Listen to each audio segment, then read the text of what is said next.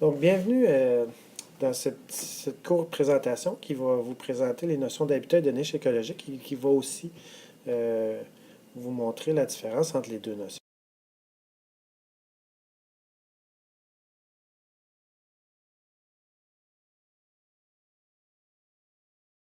Alors, un habitat, ben, c'est un endroit dans lequel une espèce donnée trouve les conditions nécessaires pour combler ses besoins de manière optimale.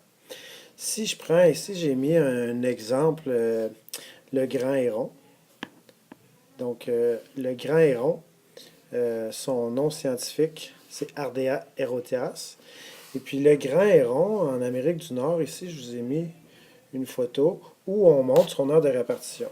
C'est-à-dire qu'il vit principalement aux États-Unis, on en retrouve au Canada et un petit peu en Amérique centrale, Amérique du Sud. Ça, c'est pour son aire de répartition mondiale. Mais l'habitat du héron, ici, j'en ai mis une image. Donc le héron, ça vit surtout en période de nidification, ça vit dans des marais. Donc ça niche dans les arbres et ça se nourrit dans l'eau comme ça. D'accord? Donc pour décrire l'habitat d'une espèce donnée, comme par ici, pour ici le grand héron, on va utiliser des facteurs qu'on dit A. Oh, excusez-moi, je vais effacer ça. Donc, des facteurs abiotiques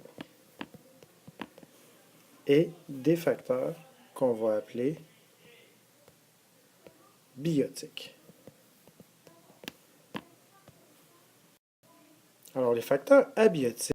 Donc, pour ce qui est des facteurs abiotiques, comme je disais, c'est des facteurs qui sont liés aux éléments du non-vivant. Donc, je vais utiliser des facteurs abiotiques pour décrire, si je voulais utiliser des facteurs abiotiques pour décrire l'habitat du grand héron, ben, je pourrais dire, par exemple, qu'est-ce que je retrouve dans l'habitat du grand héron?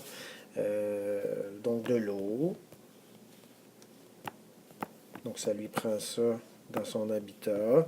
Relief, donc plutôt faible, c'est-à-dire qu'il ne vit pas vraiment en montagne. Le climat, c'est un climat qui est tempéré. C'est un milieu qui est assez humide. Je vais écrire, etc.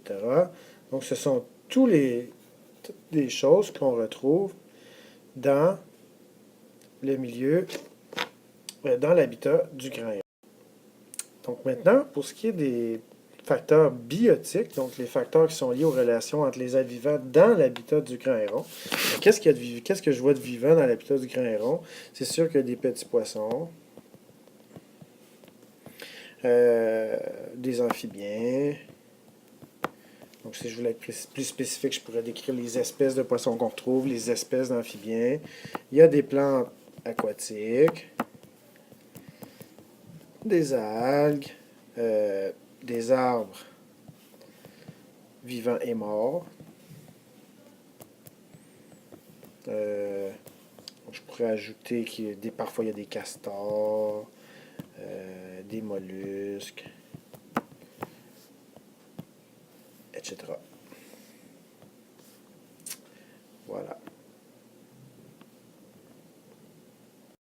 Donc, en résumé, si je voulais décrire l'habitat du grand héron, ben, le grand héron il vit dans un habitat qui comprend de l'eau, dont le relief est assez faible, dans un climat tempéré, un habitat assez humide, qui contient des petits poissons, par exemple des petites truites mouchetées, des ménés, amphibiens, grenouilles vertes, grenouilles léopards, des plantes aquatiques, donc des nénuphars, des algues.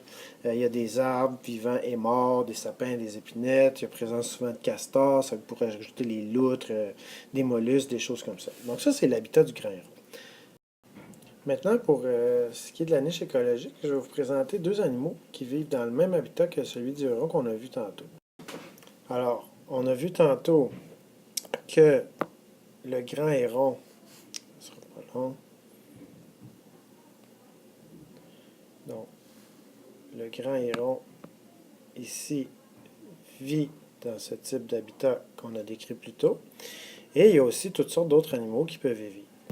Donc, je pourrais mettre un autre exemple, la grenouille léopard. Donc, les deux vivent dans cet habitat-là qui est un marais. La description du marais serait la même dans le cas des deux espèces.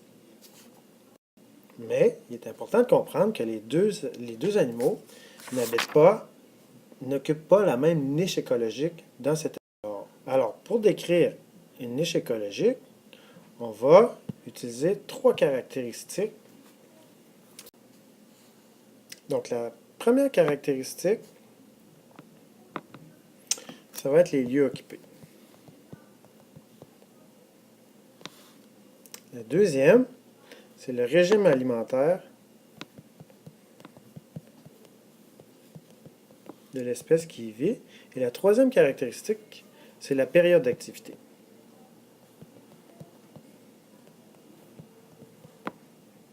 Donc, ça pourrait être le rythme journalier et saisonnier des espèces qui y vivent. Si je prends l'exemple ici du grand héron, mais le grand héron, c'est quoi les lieux qu'il occupe? Bon, en période de nidification, le grand héron, il niche dans les arbres et il se nourrit dans l'eau. Ça, c'est les lieux pas mal qu'il occupe. Pour ce qui est de la grenouille, elle vit principalement, évidemment, dans l'eau. Et parfois, elle sort de l'eau, elle s'en va en forêt, elle peut aller même à plusieurs mètres, ça peut aller même à des kilomètres à l'extérieur. Donc, on voit ici que les lieux occupés par le grand héron, dans cet habitat-là, ne sont pas les mêmes que ceux occupés par la grenouille léopard. Première chose, dans la description de la niche des deux animaux. Ensuite, pour le régime alimentaire, donc, qu'est-ce que ça mange un grand héron? Le grand héron, ça va manger principalement des petits poissons, aussi parfois des mollusques. Alors que la grenouille léopard, elle, ce qu'elle mange, c'est principalement des insectes. Donc, deuxième constatation, les deux espèces, le grand héron et la grenouille léopard, ne s'alimentent pas des mêmes choses. Troisième caractéristique de la niche écologique, la période d'activité. C'est-à-dire, dans quelle période de la journée et ou de l'année est-ce que les deux espèces sont actives? On sait que le grand héron, c'est un animal principalement diurne, donc il va être actif surtout le jour, alors que la grenouille léopard, elle est active en période de reproduction et surtout active la nuit, et ailleurs, dans d'autres périodes, elle va être active le jour. Donc, les deux animaux ne sont pas actifs dans les mêmes moments de la journée. Et en plus, le grand héron, dépendamment du moment dans l'année, il arrive qu'il va migrer vers le sud, comme au Québec. Ici, évidemment, en plein hiver, il n'y a pas beaucoup de hérons. Alors que, pour ce qui est de la grenouille léopard, elle, l'hiver, eh bien, elle va hiberner. Donc, on voit ici que les lieux occupés dans le même habitat ne sont pas les mêmes pour les deux espèces, le régime alimentaire n'est pas le même et la période d'activité n'est pas la même non plus. Donc, en résumé, l'habitat pour les deux est le même. On peut décrire l'habitat selon des facteurs qui sont biotiques, donc liés aux éléments non vivants, et des facteurs abiotiques qui sont liés à des éléments vivants du milieu. Et en plus, on peut affirmer que les deux espèces, le grand héron et la grenouille léopard, n'occupent pas des niches écologiques qui sont les mêmes. Donc les deux n'occupent pas les mêmes lieux, n'ont pas le même régime alimentaire et ne sont pas actifs toujours en même temps dans la journée ni dans la saison.